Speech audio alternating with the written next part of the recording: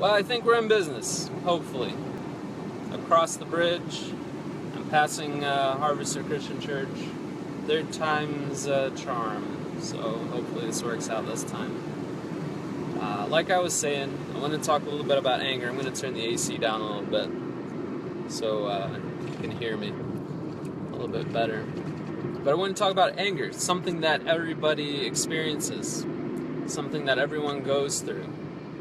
We all get angry for different reasons, and when we are angry, it's something that I experience probably on a day-to-day. Get angry about something or other. Hey, Adam. And we all do it. We all get angry. Some of us respond to it in different ways. Some of us behave to anger in different ways, in different manners. But it's something that we all experience. So it's an element that we all can collectively share and understand. Sometimes when someone gets angry, we get angry. Sometimes maybe we have an understanding. Hey, Paula. We have an understanding. Oh, I can understand how that would make so-and-so angry. So we can relate to people in different ways because it's a collective emotion. Hey. So I wanted to talk about it, but I wanted to look at it from a different perspective.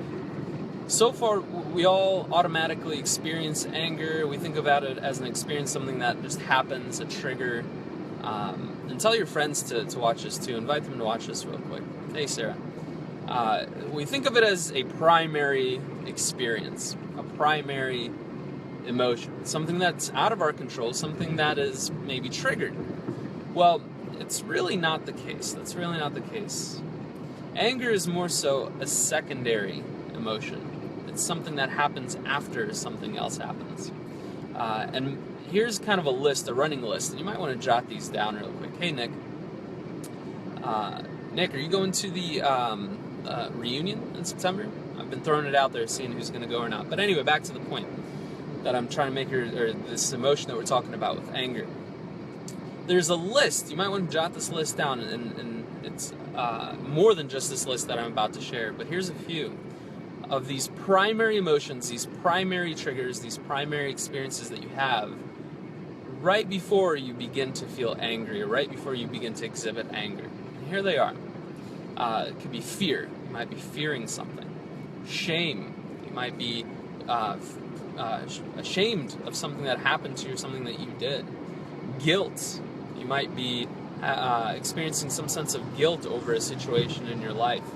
Fatigue. Perhaps you just pulled two 12-hour shifts or something, and you're extremely tired, or you just got home from a bike ride or exercising. So when you feel fatigued mentally, emotionally, drained, a secondary emotion that would be anger. Betrayal. If you feel a sense of betrayal from someone, that leads to anger. Abandonment. Maybe something happened in your life to where you feel abandoned, right? That's another primary emotion. Injustice. Loneliness. These are all primary experiences that lead up to anger. So you may feel any of these things. 2008, sorry. I totally thought we were in the same class. Don't know how that happened. Anyway, we may experience any of these listed emotions: fear, shame, guilt, fatigue, hunger, loneliness, injustice, and there's many more that you can list. But these are the primary experiences to anger. So anger really is a secondary emotion. And here's the truth that we find. We find that when one's identity, or when your identity, when my identity feels threatened, when it seems as though we're threatened in a certain type of way, one way or another, then we feel like we need to get we feel like we need to get angry. We feel like we have to become stronger. And so that's what happens. We will try in any way, we'll attempt in any way. Hey, Dave, we'll try in any way to become stronger than the other person, or from the scenario, or we would be prone to tear the other person down. Paula, you're saying anxiety. Could that be something?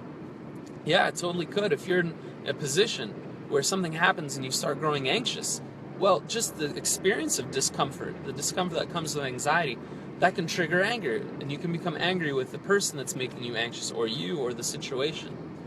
And you begin to think to yourself, I don't like this threatening feeling of identity, something that's threatening my identity, and so I need to feel stronger.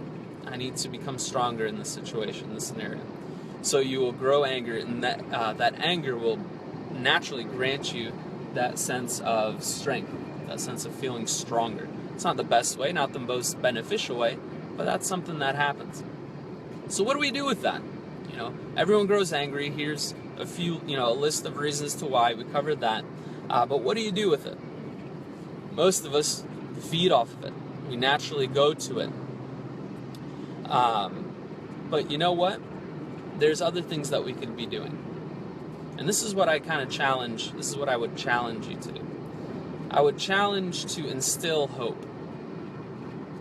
You can instill hope in the situation. You can instill hope in yourself. You can instill hope into others.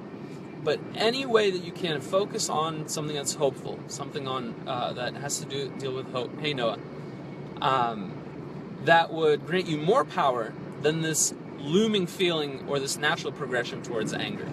If you can better focus on hope, if you can sidetrack your mind to a pathway of hope, then you could bypass this trigger of anger. And once you have that hope, if you practice that over and over, you can develop hope. A third thing that you can do after this, if you're thinking about it in steps, is that you can establish goals.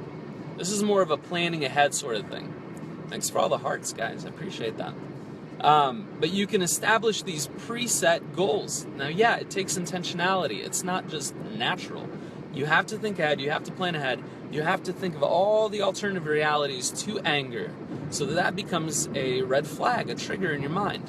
When I'm feeling depressed, when I'm feeling hunger or betrayal or loneliness or embarrassment, I'm not going to let it trigger to anger. I'm going to have it be a red flag to instill hope. And then later on to go down this road of a different goal that I've set to myself, a different course of action.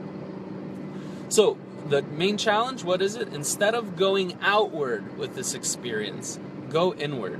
Ask yourself and find out what's driving you.